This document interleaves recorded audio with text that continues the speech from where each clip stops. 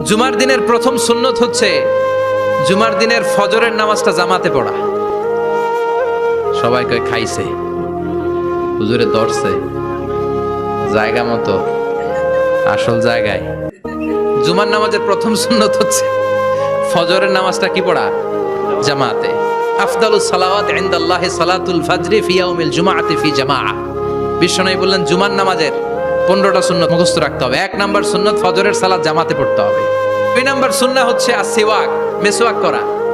মাতহারাতুন লিল ফাম মারদাতুন লির রাব। মেসওয়াক করলে দাঁত পরিষ্কার থাকে, আল্লাহ খুশি হয়ে যায়। বিশ্বনবী বলেছেন যদি আমার উম্মতের জন্য কষ্ট না হতো প্রত্যেক নামাজের আগে মেসওয়াক করা আমি ফরজ করে দিতাম। মেসওয়াক ছিল বিশ্বনবীর জীবনের শেষ আমল। এই মেসওয়াক করে বিশ্বনবী শেষ নিঃশ্বাস ত্যাগ করেছেন।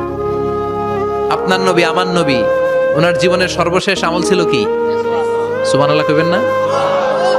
বিশ্বনবী জাইতুনের ডাল দিয়ে মেসওয়াক করতেন। বিশ্বনবী বলতেন নি'মা সিওয়াকিয়া জাইতুন ফাইন্নাহু সিওয়াকি ওয়া সিওয়াকুল আম্বিয়া মিন ক্বাবলি।